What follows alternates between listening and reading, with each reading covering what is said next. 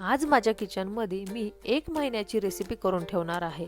हो, तर फक्त 15 ते 20 मिनिटे ह्या रेसिपीसाठी लागणार आहेत आणि 1 महिना स्टोअर करून आपण हे 2-3 वेळा खाऊन आपली जी इम्युन सिस्टीम आहे ती आपण स्ट्रॉंग करणार आहोत. तर बघूयात आपण आज मुखवास खूप साध्या आणि सोप्या पद्धतीने कसा करायचा ते. आणि लहानांपासून मोठ्यांपर्यंत सगळ्यांना हा मुखवास खूप आवडतो. खूप आवडीने ही मुलं हे खातात.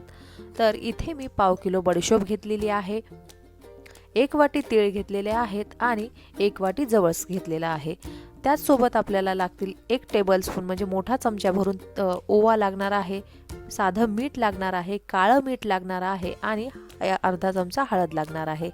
तर फक्त एवढ्या जिन्नसपासून आपण छान मुखवास तयार करणार आहोत.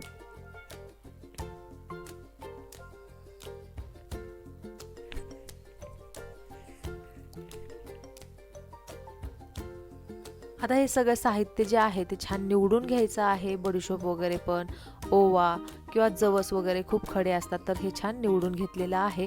आता मी वाटीत अर्धी वाटी, आता ही वाटी मोठी आहे पण जे मीडियम साईजची वाटी असते ती अर्धी वाटी पाणी घेतलेलं आहे. त्यामध्येच मी काळं मीठ, साधं मीठ आणि अर्धा चमचा हळद टाकलेली आहे. जे काळं मीठ आहे ते छान मेल्ट होऊ देऊयात. इथे पाव किलो बडीशोप घेतलेली आहे.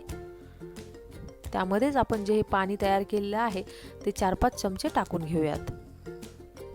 छान आपल्याला बडीशोप ओलसर करून घ्यायची आहे. मिठाचं प्रमाण तुम्ही कमी जास्त करू शकता.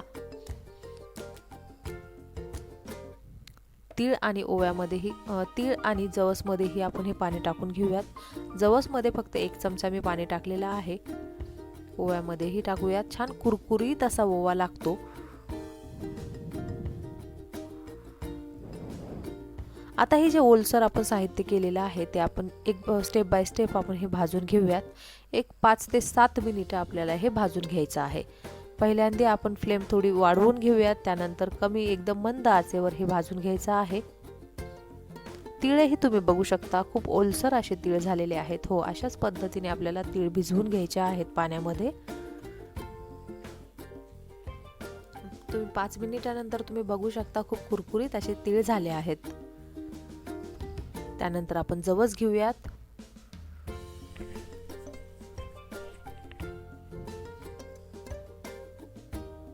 अशा पद्धतीने स्पॅच्युलाच्या सहाय्याने हे छान असं दाबून दाबून भाजायचं आहे. त्याला पूर्ण हीट मिळते. छान आपला जवसही कुरकुरीत भाजून झालेला आहे आणि आता आपण ओवा घेऊयात. ओव्याचं प्रमाणही तुम्ही थोडंसं कमी जास्त करू शकता. थोडा वाढवला तर योग्य आहे.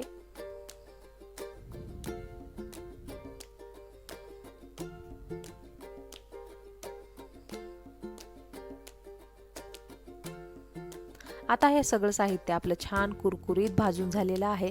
सगळं गॅस बंद करूयात आणि सगळे एकत्र करूयात.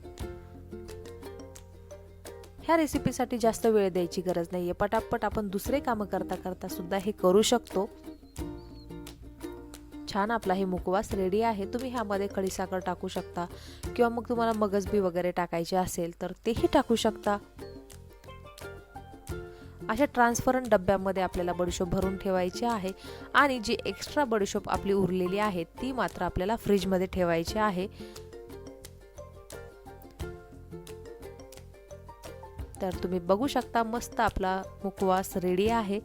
अशा पद्धतीने मुखवास करा आणि घरच्यांना खाऊ घाला आणि तुम्ही खा. आपले ओमेगा 3 वाढवा, बॉडीतलं कॅल्शियम वाढवा. आजचा व्हिडिओ कसा वाटला हे नक्की कळवा. आवडला असेल तर लाईक, शेअर आणि सबस्क्राईब करायला विसरू नका. भेटूयात अशाच एका छानशा नवीन हेल्दी रेसिपीसोबत, व्लॉगसोबत. आजचा व्हिडिओ पाहिल्याबद्दल खूप खूप धन्यवाद.